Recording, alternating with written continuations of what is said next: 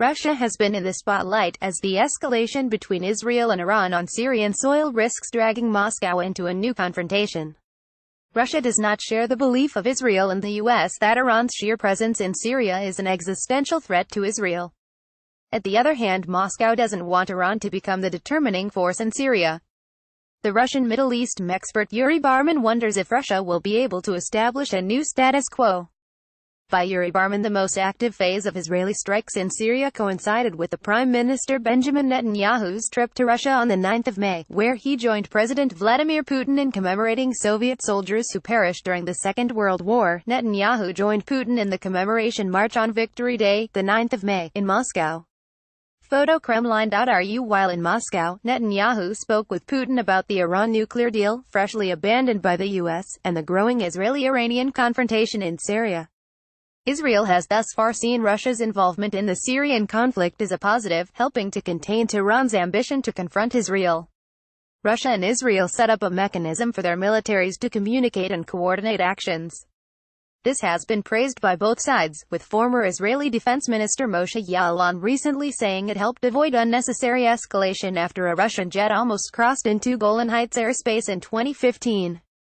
Red lines violated. However, despite this ongoing coordination with Russia, Israel says that its red lines are being violated by Iran's growing foothold in southern Syria, something Moscow has been unable or unwilling to prevent.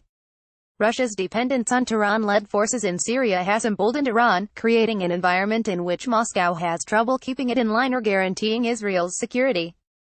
Russia has been under the spotlight in recent weeks, as the escalation between Israel and Iran on Syrian soil risks dragging Moscow into a new confrontation.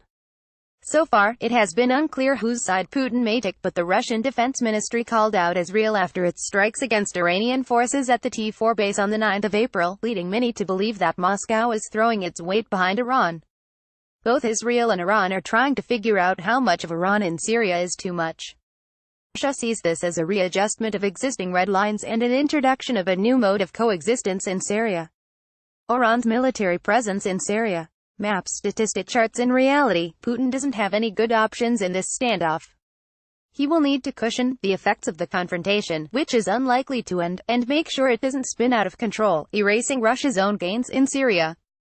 This will require a lot of back and forth with Israel and Iran, pulling off a balancing act to accommodate the fears and interests of both countries. Russia does not share the belief of Israel and the U.S. that Iran's sheer presence in Syria is an existential threat to Israel. This position was laid out by Foreign Minister Sergei Lavrov last year, when he said that Iran's presence in Syria was legitimate and came at the invitation of Damascus.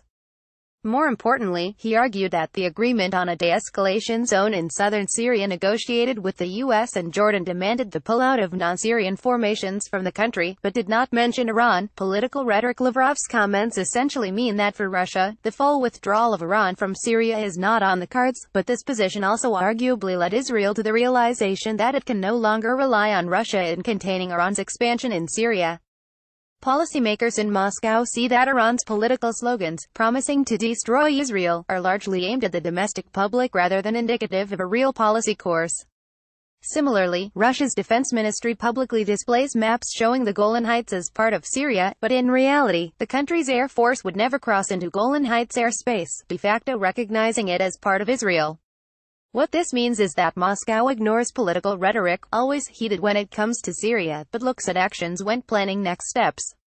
The recent actions of Israel and Iran indicate that neither country is looking to engage in an all-out war. Rather, they are adjusting to each other in a new environment, where Damascus is no longer in survival mode and Iranian-backed forces are looking to cement their position in post-war Syria. Assad at a recent meeting with Putin in Sochi, May 17, 2018. Photo Kremlin.ru. Both Israel and Russia are trying to figure out how much of Iran in Syria is too much. Russia sees this as a readjustment of existing red lines and an introduction of a new mode of coexistence in Syria. The bottom line for Moscow is that the ongoing confrontation between Israel and Iran must not harm Russia's standing in Syria, nor undermine its military gains there. So far, Israel has treaded carefully when it comes to demonstrating its intentions to the Russians.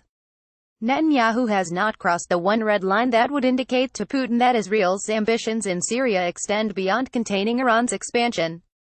Israel intentionally avoids targeting the Syrian government while doubling down on Iranian assets in the country, a clear sign to the Russians that it is not pursuing regime change. Thus, the red line is not crossed. Israel, however, should not expect Russia to readily dislodge Iran from Syria. Abandoning an ally, even a questionable one, is not Putin's modus operandi and could come at a price.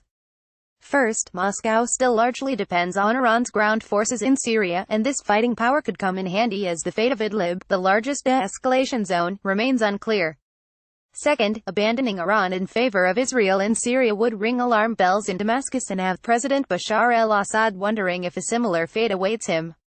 Re-establishing control in the context of Russia's unstated competition with Tehran over influence in Damascus, a partial degrading of Iran's capabilities in Syria is something that could work to Russia's benefit, helping it keep Assad in its fold and consolidating his power autonomously from the Iranians. New red lines established by Israel in Syria are especially important ahead of a possible takeover of a rebel pocket in the south of Syria that borders the Golan Heights.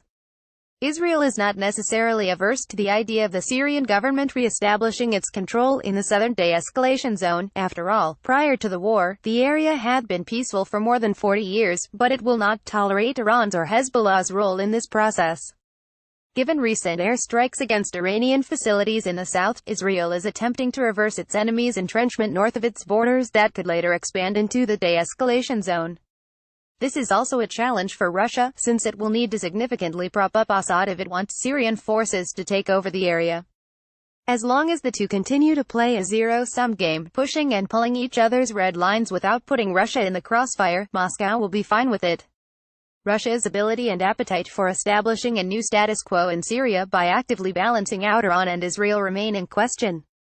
What Moscow can do is facilitate an asymmetric equilibrium, in which Iran's interests in post-war Syria are maximized in the non-military domain, while reserving the right for Israel to ensure its security by military means. Yuri Barman is an expert at the Russian International Affairs Council. This article was published originally by Middle East IC. Also, Can Russia Save Iran from Itself? By Marcel Kerpershoek.